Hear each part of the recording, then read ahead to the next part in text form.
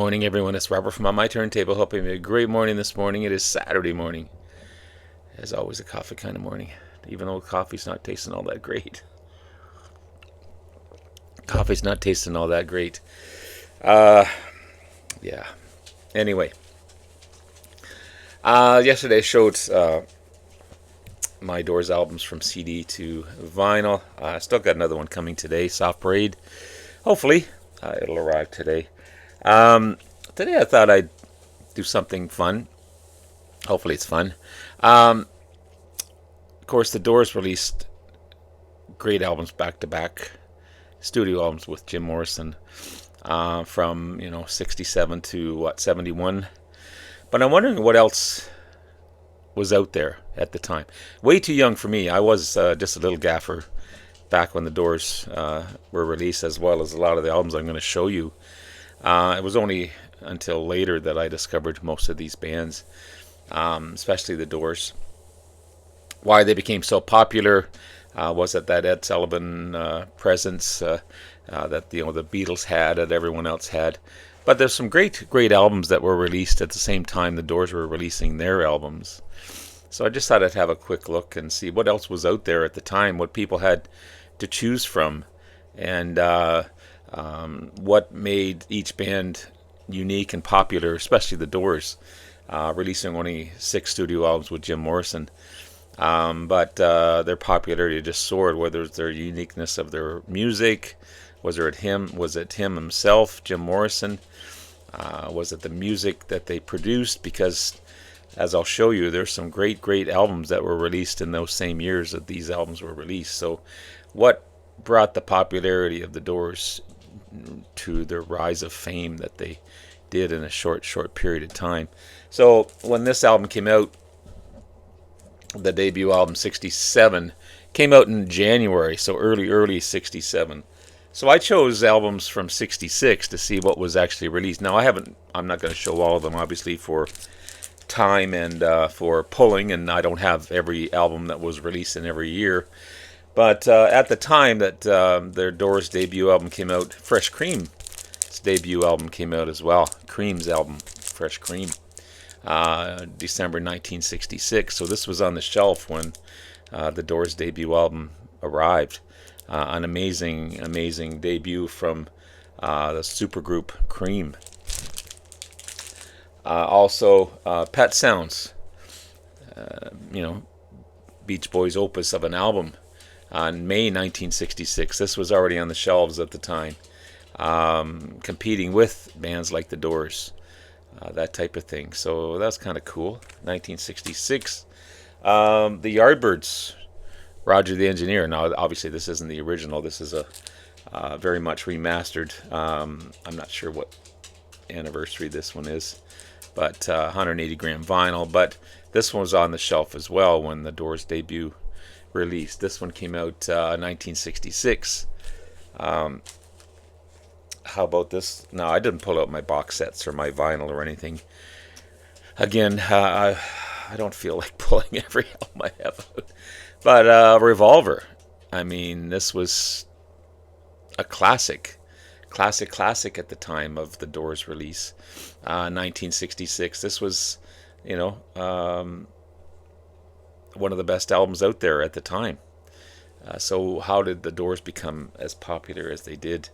And Mamas and Papas, second album by the great Mamas and Papas, 1966 as well.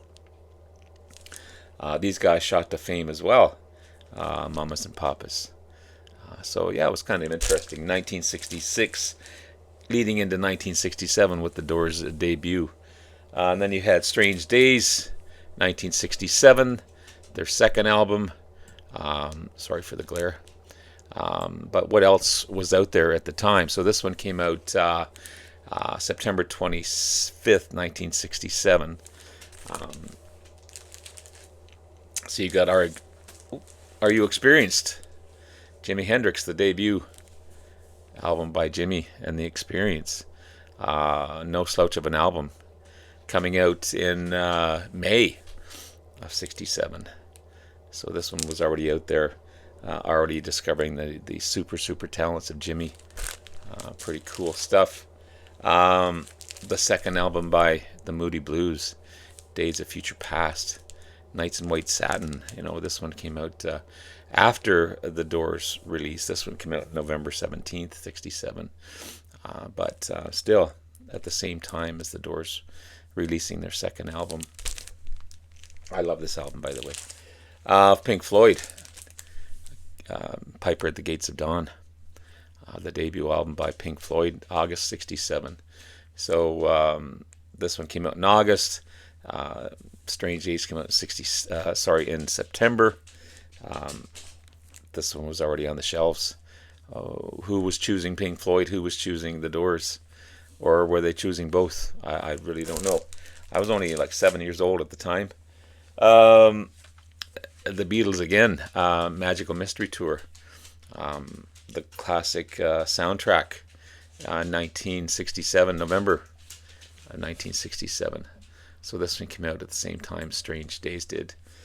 And then you've got Jefferson Airplane, 1967 in February, Surrealistic Pillow, by the great Jefferson Airplane. That was also on the shelves as well. And then Cream's second album, Disraeli Gears. This was a just hit maker, hit after hit after hit. This one came out in November, so a little later than Strange Days, but still it was sitting on the shelves at the time when the Doors released those two albums back to back almost. And then you've got Waiting for the Sun, the Doors' third album. This one was 1968, in July 1968. So kind of midway in the year. Another fantastic album by the Doors. But what else came out at the time? You've got Odyssey and Oracle by the Zombies. The classic album. This one came out. This one was April of '68 and July of '68 in the States. That was on the shelves as well. You got the Kinks, or the Village Green Preservation Society. This one came out a little later. This one came out in November. So pretty much the same time as the Waiting for the Sun album. Waiting for the Sun came out. When did this one come out? What did I say? Waiting for the Sun. Sorry, came out in July. So this one, the Waiting for the Sun, was on the shelves. This thing came out in November. And then you've got music from the Big Pink, the debut album by the band. That was sitting on the shelves in July of '68. Fantastic debut album. Then you got Beggar's Banquet by the Stones. This one came out late December. There's a classic cover there. I don't have any Stones on vinyl, that I don't think, unfortunately. But that was 1968 in December, and then you got the White Album, November '68. So a lot of heavy hitters in 1968 to be right on the shelves with Waiting for the Sun. Also from Pink Floyd, Saucer Full of Secrets. Do I have this upside down? I think it's this way. I think so. No, it's this way. Sorry, it's this way. Yes, sorry. I'm still kind of dozy. June 1968. And then you got the Soft Parade, which I'm hopefully getting the vinyl today. The fourth album. That was July 18th, '69. What else came out in 1969? You've got Zeppelin 3, or sorry, Zeppelin 2. Wow, this was a big heavy hitter. This one came out late October of '69. So the band Soft Parade was on there, but it was competing against albums like this. Then you've got the classic Abbey Road by the Beatles, September 69. You've got Let It Bleed by the Stones, November 69. Okay. Then you've got the classic Brown album by the band, September 69. A ton of stuff came out in 69. But hence all that, the band was still, the Doors were still pretty popular. Again, just because of the uniqueness of their sound. And then you've got 1970s Morrison Hotel. Okay, that came out in February, so early 1970. But then bands like American Beauty, Grateful Dead, 1970 release.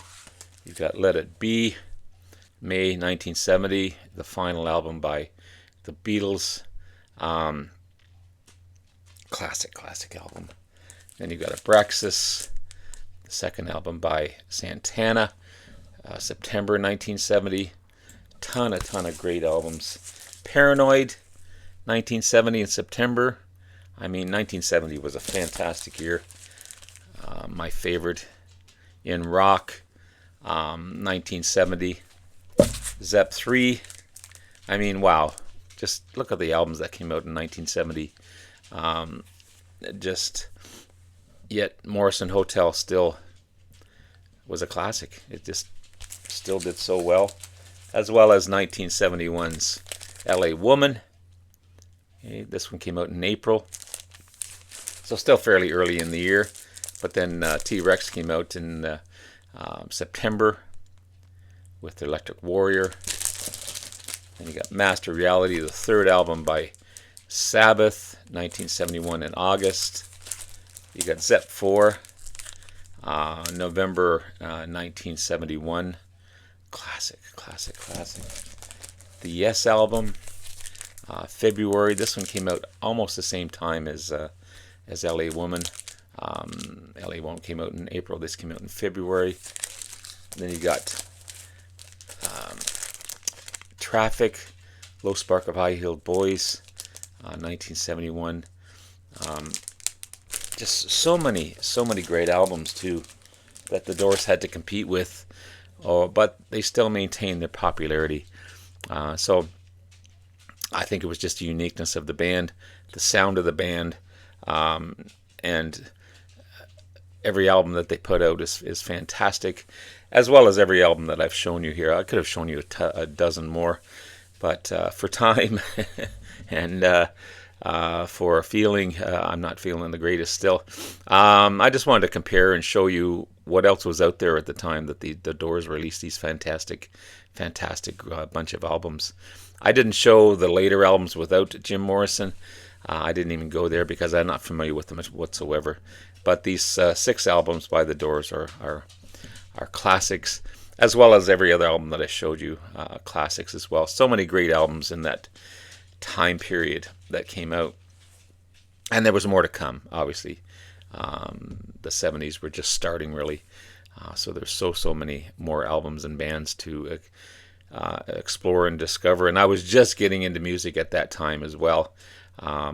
With the release of Machine Head, Deep Purple, and all that, and Grand Funk, We're an American Band. In that mid-70s, that's when I was getting into my music, discovering bands like the Doors later in life. But I'm so happy that I did. So anyway, guys, I just thought it would be a fun exercise, something to look back and see what else was out there at the time the Doors released their albums. And that's it. Have yourself a great rest of the day. Love you all. We'll talk to you again soon. Bye now.